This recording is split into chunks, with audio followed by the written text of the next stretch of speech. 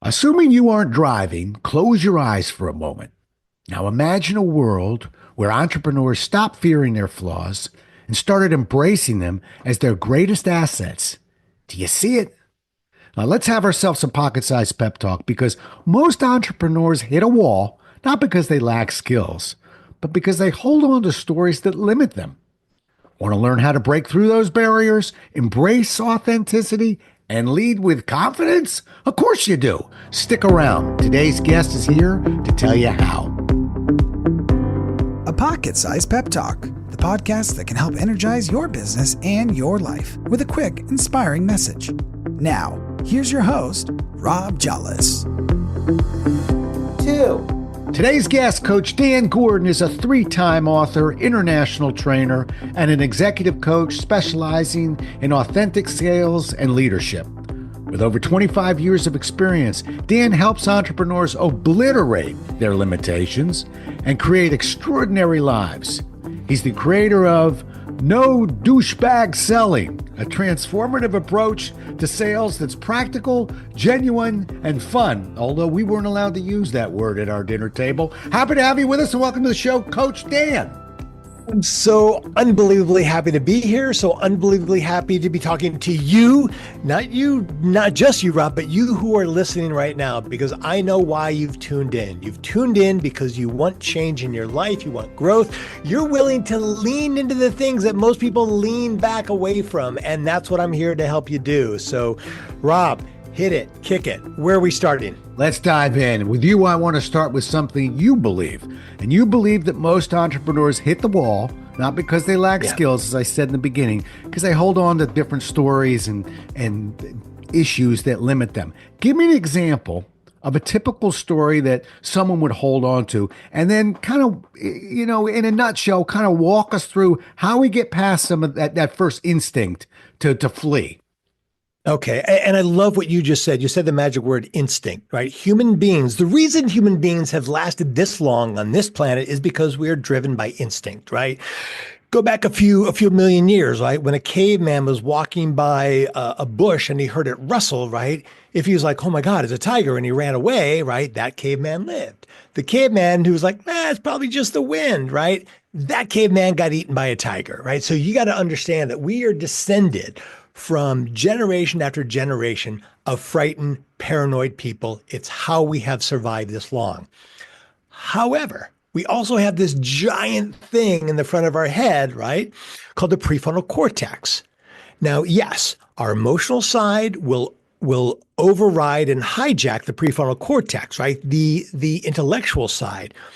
But that's where you have determination to lean in. So taking this into a practical sense, you're walking into a sales meeting, right? And you're feeling a lot of fear. Well, what's that fear about? Are you going to die? No, but your instincts tell you that you're going to die. That's the fear, right? So first, you want to remind yourself, not in any danger, right? Nothing bad is going to happen here. And then you want to distract yourself from those paranoid instincts by being uniquely interested in what the other person is saying. Right? This is how I've become so successful at selling. It's how I've become so successful at teaching people how to sell. You lean into being interested in the other person, not yourself, not whether or not you're going to sell your thing, but what's going on with the other person. They immediately feel your concern and your interest, and they now lean in and go, oh, this person's on my side. Yeah. Excellent point. One of the things, Dan, that I sometimes push people to remember is, I tell them just focus on two words, track record. Okay. What normally happens? Does the sky fall in? Does the person say, what are you doing here? How dare you walk? Or does it normally, you're normally in control. It's funny how, have you ever heard of this saying, worry is the misuse of our imagination? And in situations, I haven't, but I love that. Yeah. Write that one down. And when you write it down, find me the author to it because I'm still looking because I want to shake that person's hand. But I think sometimes we misuse our imagination a little bit in those situations. Right. Yeah. Right. And it's perfectly said, Rob. Our imagination is designed to keep us alive, right? So what's it going to do? Imagine that there's not a tiger in the bush or imagine that there is? Of course, it's going to imagine that there is. When you choose to override that imagination, it brings you back into the present moment. Right. Right. So there's a few little tips and tricks that I can give you to help you do that. Right. Um, Yeah, cherry pick one, and I'll probably climb into a couple others as we get going. But give me a good one now. Great. Cool. When somebody objects to whatever you're talking about, right? It's too expensive, it won't work, it's not for them. Instead of trying to convince them that they're wrong. And think about this. When was the last time that somebody convinced you that you're wrong and you felt really good about being convinced that Yeah. you're wrong, right? Hang on, let me think. Never. Keep going. Never, right? Perfect, Yeah. right? Instead, when someone agrees with you, that feels really good, right? So, look, I'm really expensive. Most times when I talk about my fees, people say, "Ooh, wow, I can't afford that." And look, captains of industries say that, school teachers say that, blue collar, everybody says I can't afford it. No matter how much money people have, they always say I can't afford it. So rather than trying to explain that they can, I start with these three words. Hey, I get it. Right? Oh, wow, Dan, it's too expensive. I can't afford it. Hey, I get it. Look, when I went to buy my Tesla and I looked at the price, I was like, oh God, I can't afford this. And then I realized, you know what? I want a car that drives itself, that doesn't make a big carbon footprint, and that is the top of technology. That's the price of this thing that I want. Mhm. And then I realized I'm not afraid of not being able to afford it. I'm afraid of not being able to afford it and someone repossessing the car. That's what I'm really afraid of. So would it be okay if we talked about what you're really nervous about? It's not the money, it's something else. Let's talk about that. So I'm going to sort of dissect what I did there, Rob, right? Okay. What I did is I first agreed with them. Hey, I get it. Then I told the story where I had a similar experience that they had, right? I was faced with something that I wanted and couldn't afford. And then how I walked through it. And then I said, which is the truth, it's not really about the money. It's something else. Let's talk about what it talk about. So they were on their way out, right? They were on their way out of the conversation. I can't afford it. Bye. Talk to you later. And I looped them back in. That's what's key. Yeah. I got to tell you, people, I bumped into this guy online about a month ago or so. And the moment I saw him, I went, you're really going to enjoy this podcast because it's basically two Rob Jollises, one with a really good head of hair, by the way, and then me. But it's interesting. What you just presented to me was almost a hybrid version of Feel, Felt, Found. Have you ever heard of Feel, Felt, Found? A I lot have. of people Yeah. feel the same way, which is getting at that beginning part. Now, you've tailored it. You've done something with it. The second part, I felt the same way, adding that empathy. Yeah. And then the found basically being, here's what I need you to know from this, but I can't tell you, love when you just said, how many people, when you try and convince them, go, wow, after you said that, I completely changed my mind. It doesn't work that way. But when you diffuse it the way you just did, take a little air out of that bubble, add a little empathy in the middle, which is what you're doing, it clears the way to at least provide some additional information that the person may not know about. But you can't just walk in and go, okay, well, let me give you some additional information you might not know about. We got that ego thing banging around, right? Yeah. Yeah. Yeah. Well It's said. crazy. Yeah. It's crazy. All right. I love that. Let's keep powering along. I don't know if you've ever heard of this. It's actually, and I'm not a very religious person. Sorry, folks. Spiritual. But there is a passage somewhere that says we all walk with a limp, and Yeah. and some are more clear than others. Yeah. Entrepreneurs, we all have our limp. We all have something. How do you get? Yeah, and I think that's the story they're holding on to, right? Yeah. So let's dive back into that. So here's a limp. Maybe I stutter. Maybe I'm an introvert. I've seen great salespeople Me. who are introverts, but if they're holding on to it, we got to help them. We got to dislodge that. So how do you get people around that limp, that stumbling block, the one they've identified that this is what's holding me back?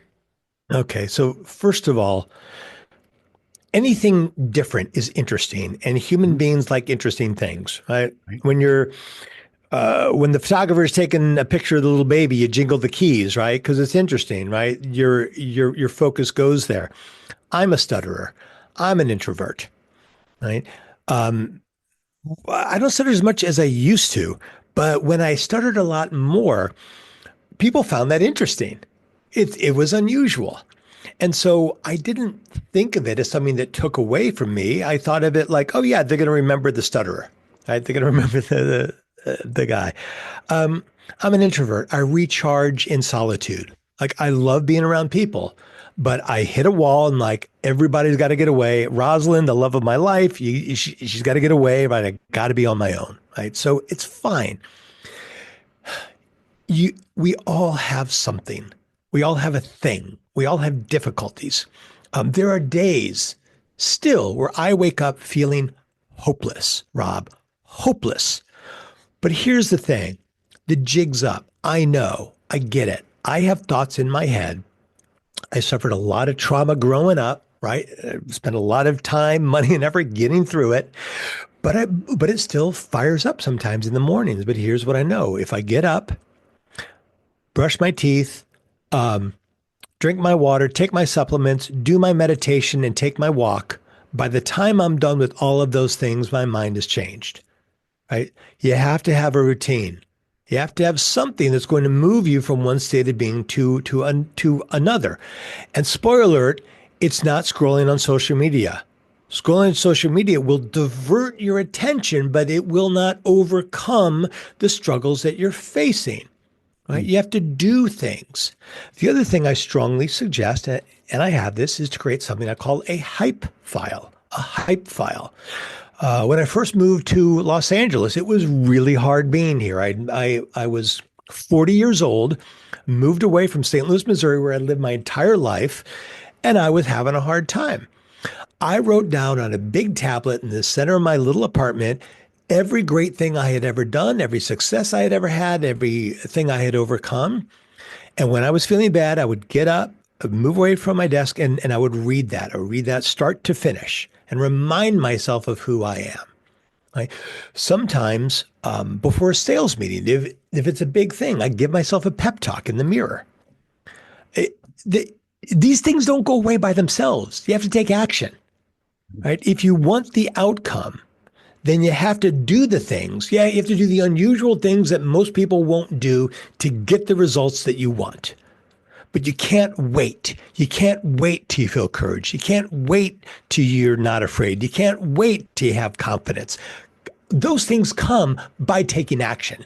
They don't just show up on their own. Hmm. Well said.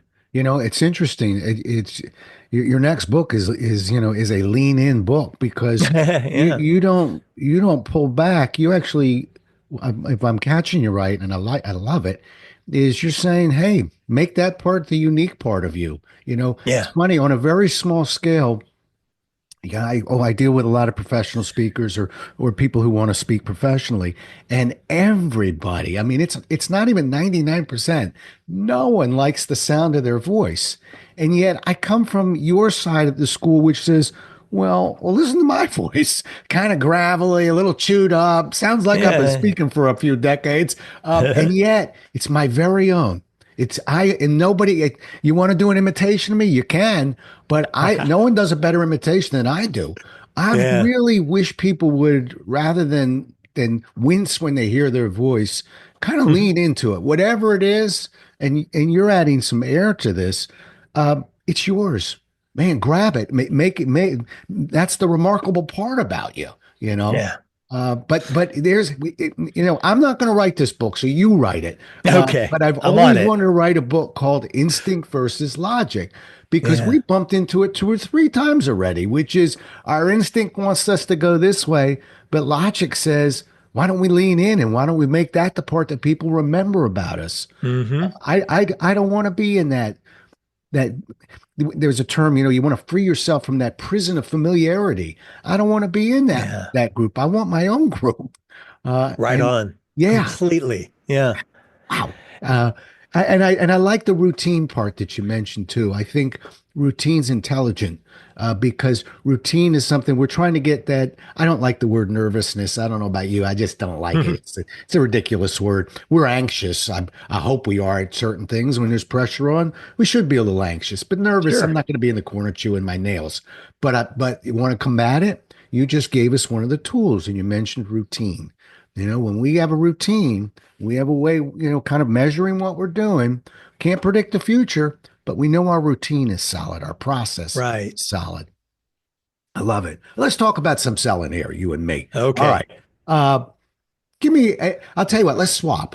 And I hope you don't mind. I don't normally, I talk a lot in my podcast, but with you, I'm talking way too much. It's just, I really feel a, a connection with you. So Yeah. let's Yeah. swap some selling.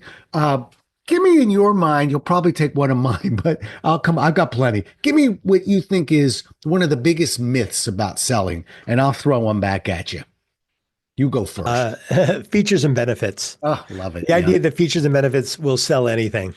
Mm, damn it. You took a good one. Yeah. And not only that, Dan, but how many times I actually just wrote a piece recently. It's called The Sale I Didn't Get or something like that.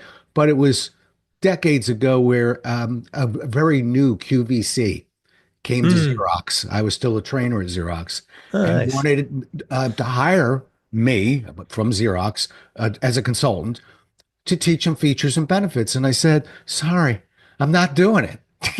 I'm not, I'll be of no help. How about we study how to drill down on some pain points there? How Right. about we Yeah. connect where we should? All right. Features and benefits. I think I'm going to give you the gold star. I can only come in second in this contest, but how about I'll come in behind you and say that I think a myth is that people think that we buy based on needs, that whole needs-based Yeah. selling Right. thing. Yeah. Hi, Dan, what do you need? Yeah. When in fact, it always starts as a problem. We have Neil Rackham to thank for that, of spin selling days. And that the better we grasp that problem and go deeper into the problem, we can shape the need with the client. We can move the client to the need. But Mm. I think that's a myth that people think people buy based on needs. It isn't. It always starts as a problem. So that's my Yeah. swap. That's great. That's great. It's needs, it's the struggle, and then it's the vision too. The thing I talk about a lot is here's the life you're going to be living once you're happily engaged with the product or service.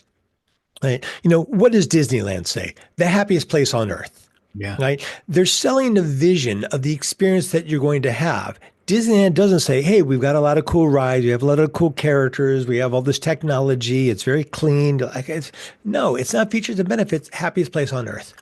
Yeah. And it's not. I've been to Disneyland. It's a lot of screaming kids. It's long lines. It's really expensive stuff. It's not happy.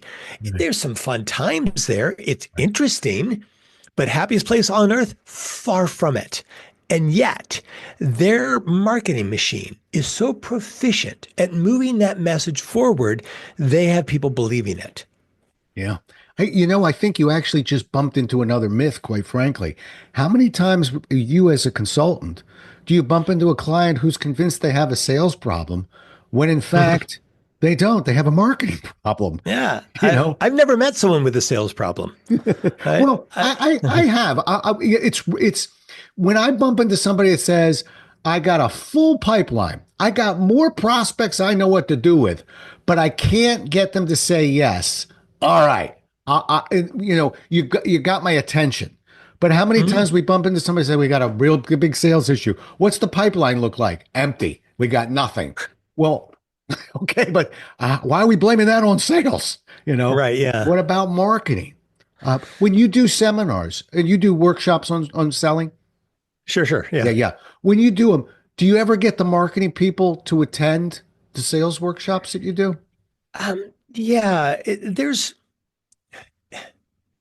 I don't see a lot of difference in them, right? I worked in advertising at a marketing company. I'm a sales trainer. It all comes down to selling the emotional experience. What is the life that you want to be living? And how will this product or service connect with that life? And so is that marketing? Is that sales? It's vision, right? You want a better life. You want to be at the happiest place on earth. And so Is that somebody trying to convince you to buy a ticket?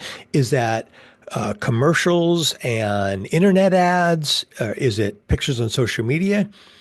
It it all filters down into the same thing. It all goes into the same slot. Yeah. And the slot of I want to live a life where I feel great, where the people who I love feel great, and I'm fulfilled. Yeah. Well, I agree with you.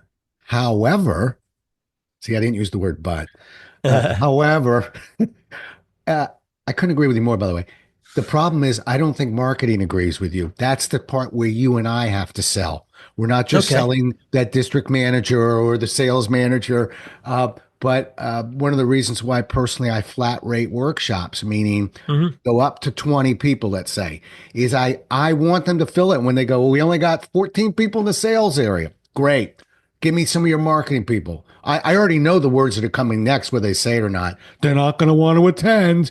Of course, they Yeah. don't want to attend because they don't sell. Of course, they sell, but you see what I mean? They don't know it. They're what we would call unconscious incompetence. And not taking shots at them. They don't know that they don't know. Of course, they sell. And if they understood the Yeah. psychology of what you're throwing at us right now, how would that not benefit somebody in marketing?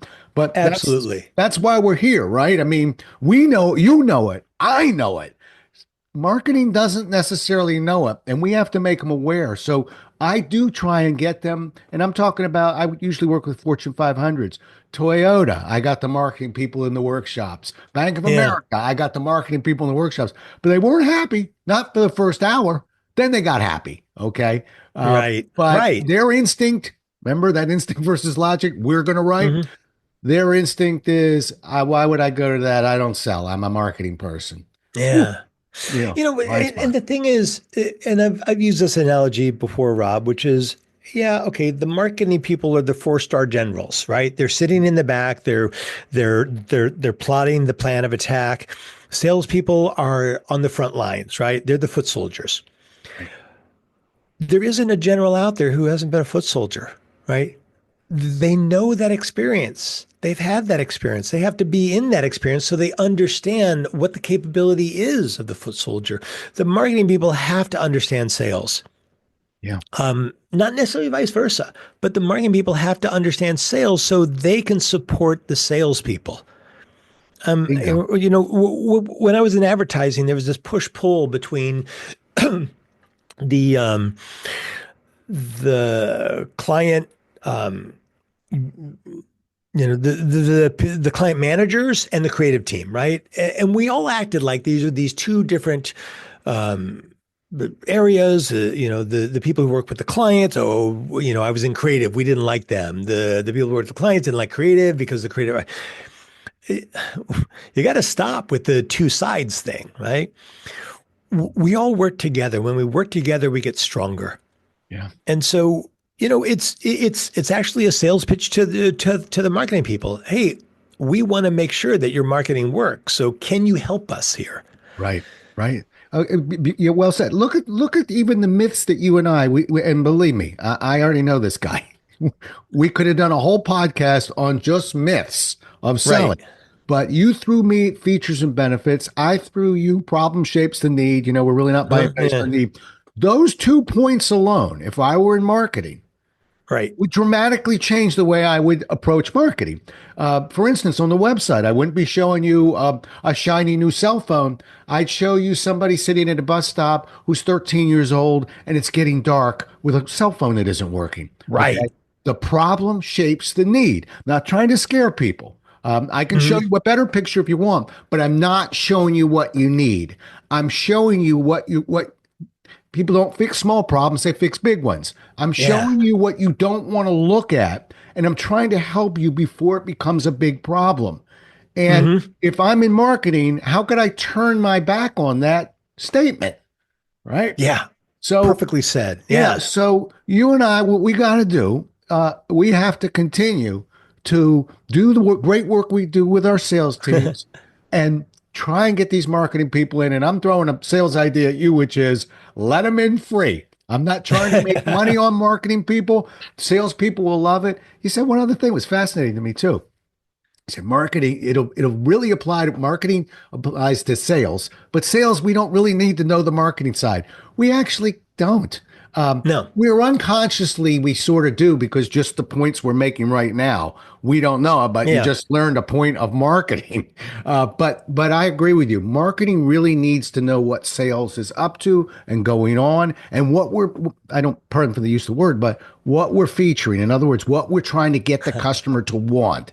If Yes. marketing and sales are on the same page, my goodness, we got ourselves a company now.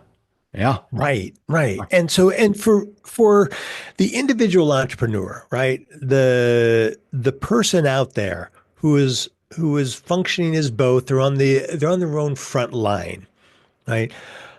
The merger of marketing and sales is here's this big cool thing.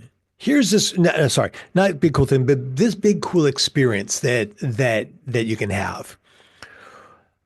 When I talk to people about my sales training and I say, I want you to think about walking into a sales meeting without any stress at all, without any worry, knowing that no matter what objection they throw at you, you have the perfect answer.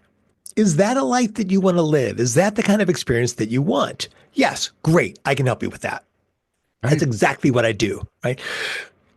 I'm selling someone on the vision of what they want, right? There's a little marketing in there. There's a little sales in there, right? And I can't say it enough. Reinforce the idea of the life that they're going to be living once they're happily engaged with your product or service. Right? But you have to stay away from this idea that these things that my thing does is what you want. You know, we're all fully invested in our product or service. We live with it every day. We love it. Nobody cares about it. They only care about themselves. So if you're not talking about them, they're not interested in you. Yeah. There's that infamous with them, right? Right. Yeah. What's in it for me? There you go. Perfect. I knew I wouldn't be able to slide that one by you. You know, it's funny as I write about sales, you write about sales. One of the Yeah. things that I've been working on for a couple of years is authenticity. And I had somebody Mm. come up to me recently and said, you know, they had no idea that this happens to be a passion of mine, or they would have never said it, but they said, you know, authenticity is overrated. And thanks. And it really kind of cut to the core. I mean, I didn't show my cards. I didn't look wounded. I went, huh, I Yeah. think a good salesperson does. I said, tell me more. Okay. Nice. But, Well done. but I was wincing inside. I think it's a word we're using a lot now. That's good. Not so sure we're adhering to it, but we seem to like the word. How Hmm. about you? Because I've looked at your stuff and I've read some of your things. I know you're no stranger to it.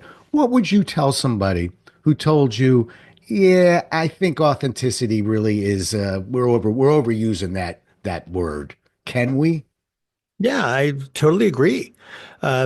Authenticity was what last year's word of the year, which means that it means nothing, right? It's like I think the year before was bespoke. Everybody's using bespoke, right? People grab onto things. It's like fashion, you know. The thing it's going to sound weird. The thing that makes authenticity authentic is Mhm. how much of yourself you're willing to share. I'm going to say that again, Rob. The thing that makes authenticity authentic is how much of yourself you're willing to share. Yeah. I have a big sign on my office that says, "What do you love, honor, and appreciate most about yourself?" Right? Those are the conversations I want to have with people. I was talking with a prospect a couple of days ago, and I shared a story from my childhood, and I started crying, right? Because it was germane to the experience. I wasn't there thinking, "Oh, this will get him. This will close him." It was what was happening in the moment. That's what authenticity is. You follow the thread of what's happening, not what you want to happen in the future, not what's next, not what you did wrong five minutes ago, but where you are right now. Yeah. And it's the courage to be authentic, the courage to share your open heart, the courage to create a space where your prospect can share their open heart. And that man did. He talked about his struggle with his father, Yeah. and we had a really great moment. Yeah. And I didn't close him in that moment. because that wasn't what was authentic to the situation. But it did open a dialogue for having another conversation. Yeah. Well, it seems I didn't know authenticity was the word of the year, by the way. I wrote a book. That book was finished and out in 2018. So I'd like to think I may have given authenticity a nudge over the cliff there. Well done, Rob. But, I'm a very half full guy, if you haven't noticed. But, while you were talking, I actually ran authenticity through a thesaurus. And the reason why keep pushing is because we may not like the word, but we can't turn our back on the concept. And so because I'm looking at words like legitimacy and validity and reality and truth and dependability and accuracy. So and when I use the term authenticity, I mean we teach salespeople, you and me, to ask questions, to listen, what an open probe is. Okay. Yeah. How the tough part, how to ask the tougher questions about some of the things that keep you up at night. If we don't spend a moment talking about how to not just say the words, but to deliver them in, I'm going to use a different word, a truthful manner. Okay. Yeah. Then we're not believed. Then those words are hollow. So I think that you and I, as sales trainers, we got to remember that our job isn't done saying, here's what to say. Sometimes we have to spend a moment and say how to say it. And, you find a word that you like, but it rhymes with authenticity for me. Okay. But it's important. It's important. It is. Yeah. Okay. We all have different levels of fear, whether you want to believe it or not. Sometimes we give into it. Sometimes we don't. Right. You write that fear can be an entrepreneur's motivator, one of their greatest motivators. Talk to me through that. I'll tell you something a lot of people don't believe. I'm a very fearful person. I feel a lot of fear. And I touched on a little earlier, a bunch of things happened when I was younger that create a lot of fear in me. I was earlier in life, a few decades ago, I could have ended up under a bridge with a needle in my arm. I could be living that life right now. But I decided that I wanted to lean into the things that I was resisting to see what would happen. Right. So I had a shot of not living that life. The point is that your fears are there to get your attention. Your fears say something's going on. Pay attention. The mistake that you're making around your fears is this move away from them, not get curious about them. Right. So if you think about this, if you had a smoke alarm above your stove, and every time you boiled an egg, that smoke alarm went off, right? And you go, oh my God, there's a fire in the house, and you ran outside and called the fire department.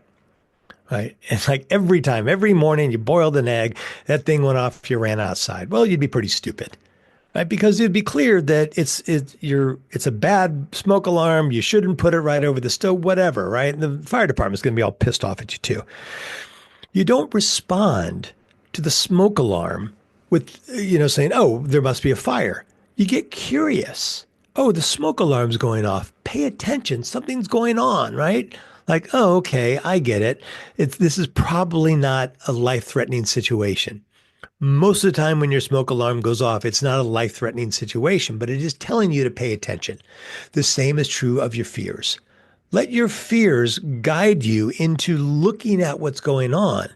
But if you react to them based only on the fears, then you're missing the entire lesson that your fears are trying to give you.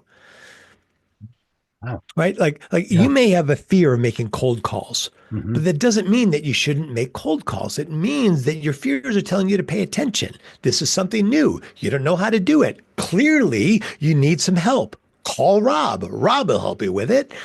Right? It doesn't mean not to do it. And we have gotten ourselves into a situation mentally, emotionally, societally, where we think that if something doesn't feel good, we shouldn't do it. My father's generation, my grandfather's generation, they leaned into their fears. They celebrated their fears, right? They did the hard things that created the life that we live today. So your discomfort is designed to help show you something that you can get better at, not to say don't do it. Yeah, I'm not going to touch that. That's beautiful. As a speaker, I know that people will frequently ask me, what do you get afraid when you speak? You do anything for Yeah. a while. You overcome it. But the weird part is, if you really sat down and let me keep going, I would tell you, yeah, the only thing that I would fear is not having a little bit of fear. Uh, Right. I want to go up with a little bit of an edge. Yeah. What is every salesperson or speaker's real concern? I don't want to be flat. Well, then you better be up ready to fight. And so be careful what you wish for. I think a little bit of fear, under our arm, so to speak, Yeah. can keep us on our toes, because I don't know, when I go to a sporting event, you go see, I'm in Washingtonian, you go see a Caps game. Uh-huh. I mean, you can get some bad seats, but by the time you get those seats and those dogs and the parking and whatever, you could be $1,000 on that night. Yeah, And yeah, yet, sure. the team that particular night, the team just didn't play well, and they were all being interviewed. It's like, you know what, we didn't have it tonight. We didn't show up with our A game. We were flat. We were this that. I have to tell you, it annoys me because it's okay for you not to be successful. Don't Yeah. ever tell me that you showed up and you just didn't feel like fighting. That one Right, I have trouble right. forgiving. So maybe we Yeah. can use that fear, and I'm using your words here in a sense. We can use that fear as a motivator. Hmm. Obviously, we don't want it to overcome us, but we don't want to stamp it out completely. Right, totally. When someone says, "Oh, I want to be fearless," I'm like, "Well, you're going to be dead." Right? Your fears, like when you're merging onto the highway, your fears are the things that keep you from running into other Right. cars. When you're going down a set of stairs, your fears are the things that keep you from tripping and falling and breaking your neck. And I love what you said, Rob, about that certain edge when you're going on stage. 100 million years ago, I did stand-up comedy. And what I found is that if I wasn't nervous going up there, if I had my routine down, the audience didn't laugh. Mm, Like it was weird. It was weird and crazy. When I learned it and I felt comfortable with it, that meant I had to move on and create new material. right. Same thing is true when I speak. I don't I don't get my presentation down to the point where I feel comfortable with it. Right. Right? I want that nervousness. I want that edge, right? I want to be a little bit messed up inside, right? Because Yeah. that keeps me sharp. Yeah. I got to, think about it. How many times have you been told before you're getting ready to give a workshop, hey, Dan, got to tell you, the district manager's in the back corner, or this is really important because this person's came in, or, with lots riding on this. I hope I didn't upset you. And I always smile and go, upset me. You made my day. You're giving me, listen, we do anything enough times. I do get the Caps situation. I'm Yeah, not yeah. playing 86 games a year. Okay. Sure, sure. If you play 86 games, one of them is going to be the best one of the year. One of them is going to be your worst game of the year. And 84 of them are going to be somewhere in the middle. Let's just make Totally. sure that wherever they are, whatever the results were, it wasn't because we forgot to fight. And so, Yeah. I don't want to forget that. I want to say, gave it all I had, emptied the tank. Now you can, the puck didn't go in the net. Okay. But that's the words I want to hear as a guy in the stands. That's what I Yeah. want my audience to feel. Okay. I Yeah. want to tell you something too, based on what you're sharing about professional sports. I have a cousin who used to work for the National Hockey League. Or he worked for, sorry, worked for cable sports, right? Mhm. And he traveled with a hockey team. And I said to him, I said, David, what is it that most people don't know about professional sports people? And he thought for a second and he said, after a game when they lose, they're bummed out. But the next morning, it's as if it didn't happen. I'm like, really? He goes, yeah, nobody talks about it. If the guy let a goal go through, lost a big game, not a word. The next morning, they're having breakfast, they're kidding around, they're having a great time. He says it's also true if they won a big game. Next morning, if the goalie or somebody were to say, "Hey, man, that slap shot I did last night, boy, that won the game," they would all look at them like they would be an outcast because that thing happened in the past. Yeah. What they have is they have to focus now on what's in front of them, Yeah. right? Everything gets left behind. The good experiences, the tough experiences, it gets left behind and they always start fresh. And boy, that really sunk with me. Yeah. Because no matter what happened, you learn from it, you move on. Yeah. And I love that. Learn from it and move on. My dad always Yep. had this saying, get it behind you, boy, get it behind you, boy. And I loved it until I realized I never told him this, but I amended it for my own children. And I amended it to figure out what you were supposed to learn from this.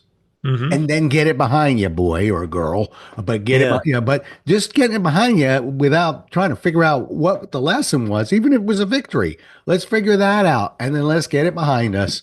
I think it's solid thinking. All right, I can't let you go without one last question about this.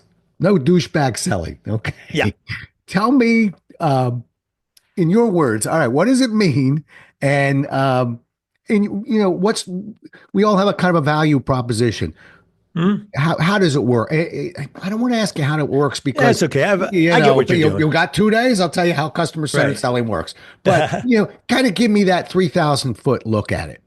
Sure. It's really what we've been talking about. The overview of it is you're creating your experience in the sales meeting. If they don't buy, if they're throwing up a lot of objections, you as a salesperson created that, right? When someone says, "How do I go overcome objections?" I said, "Well, why don't you stop creating objections?" "Well, I'm not doing it. It's it's my prospect. It's their objections." Like, no, you're creating a sense of fear and uncertainty in them, right? So it's kind of funny because it was originally called selling authentically. But selling authentically isn't interesting enough. No douchebag selling is a lot more interesting, right? Oh, yeah. It's a better brand name. Yep. And so this got created because I started thinking, what do we hate? We hate douchebag salespeople, right? We hate those salespeople who are smarmy, they lie, they're bullshit artists.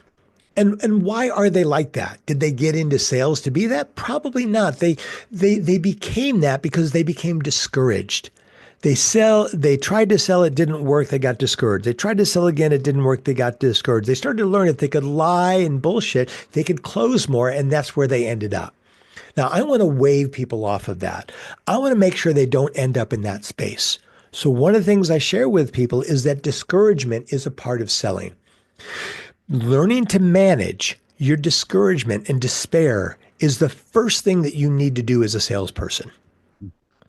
I get discouraged, right? I get close to a big sale. It doesn't go through. Do I feel great about it? No, I feel shitty about it. I get discouraged. I know this is a part of what my life's choices are. Now, if I didn't want to feel so discouraged, I could go probably get a job somewhere and I could feel less discouraged. But I don't want that. This is part and parcel to the world that I'm living in. So, to answer your question, it is a functional and a foundational experience or approach to selling. We're in the job of overcoming discouragement. We recognize that what we get from our prospects is what we create in the sales meeting. Right. So this approach to authenticity is what I was talking about earlier, an open-hearted approach to yourself, to life, to your prospect, to create a relationship that feels good. It doesn't guarantee they're going to buy, but it guarantees you're not going to be a douchebag. And this is when the host just leaves that right where it is. Well said. Well said. Thank you. All right, we can use that word at our kitchen table now. I like the way you said it. Okay. And I want to leave it, but I will tell you, I so agree with you that I was on a panel a couple of years ago, and they were asking there was three of us, and it got to me last. And what is a salesperson? What one characteristic are you looking for from a salesperson? First one said features and benefits. I almost went for the paper bag on that one. The second one said something about, you got to talk a lot and whatever. And I was just feeling feisty, and I said, you got to be able to take a punch. Yeah. Really, other than that, we're really very similar to everyone else who's walking this earth. Yeah. But good salespeople, it's not that we sell them all. It's that No. we bleed red blood. We get knocked down to a knee every now and then. We dust ourselves off. We get up. We put one foot in front of the other, and we keep going. And that's what makes a great salesperson. It really is. Hopefully, as you said, we learn what just knocked us down, so we maybe take a punch from a different angle next time. But I don't want to let that straight right hand hit me again. I learned from that one. But anyway, yeah. And Rob, I want to give your audience some help. So I wrote a book a few years ago called "Selling is Bullshit." And I wrote that book because that's what I heard from so many people. And this book is designed for the person who really wants to up their sales game and doesn't feel like they've got a stronghold when it comes to sales. So to get that book, just text BS as in bullshit, to this number, 213-409-8366. 213-409-8366 and text BS. Text BS to 213-409-8366 and get a free copy of my book, Selling is Bullshit. This will help you sell easier, better, and feel more relaxed when you're in any sales conversation. It's a fun book. Yeah, you took my next question, which is how do people get a hold of you? So I'm going to let you answer that. When you do, if I don't text it, can I get it from your website if I reach out there? Not that I'm anti-texting, just curious. This book? Yeah. Yeah. No. This is something I just do on. No. I mean, you can buy the book. You can go to Amazon. There you go. Okay. This is free for you. It. Yeah. That's for this audience. Good for you. The other way to get in touch with me is just to do a Google search for Coach Dan Gordon. Coach Dan Gordon. I show up everywhere. You can go to my website, Dan Gordon Enterprise, but really just go on LinkedIn. Go on LinkedIn and do a search for Coach Dan Gordon and connect with me. Yeah. I love connecting with people. If you really have some chutzpah, do this. Text HELP to that same number, HELP, text to 213-409-8366 and book a no-cost consultation with me. I can guarantee you two things. One, you will not be a client by the time that you're done because I'm not going to ask you to be a client. I'm not going to try to sell you on my coaching services. I want to connect with you. And I'll tell you something, Rob, when I first started giving out this free consultation on podcasts, I thought, oh, this is crazy. Like all day, every day, I'm going to be giving these free consultations. But very few people have the courage to book a call with me. So I'm talking to you right now who are listening. Do you have the courage to book a call with me to face the things that you struggle with and let me help you? So just text HELP, HELP, to 213-409-8366. Text HELP or BS to 213-409-8366. And get better. That's what I'm here to do. Good. And in case you didn't get those 15 times where he's mentioned that number, I'm going to have it on our site as well. So if you're driving in the car, don't worry. Just go hit Apple, wherever you got to go. I'll have it in the show notes. We'll make sure we get it. Yeah. Selling is Bullshit is the book. No Douchebag Selling is my sales program. A pleasure talking to you. And folks, look, if you listen to this show, I talk sales. I talk to salespeople. There's good and bad news. The bad news is I talk a little too much, but the good news is I only talk a lot when I'm talking to somebody who knows what they're talking about. And this guy knows what he's talking about. So go ahead and try those numbers out and let him reach out to him. Good guy, and he knows his stuff. I tried every angle at him. I couldn't get by him. He's the real deal. So, and Dan, great getting to know you. Really appreciate you being on the show, and nothing but good luck for you. It's been a treat, Rob. Thank you so much for having me. You bet. Well, we'll do it again as well as we can next time, everybody. Until then, stay safe. Thanks so much for listening. If you enjoyed today's show, please rate and recommend it on iTunes, Outcast, or wherever you get your podcasts. You can also get more information on this show and Rob at jollis.com.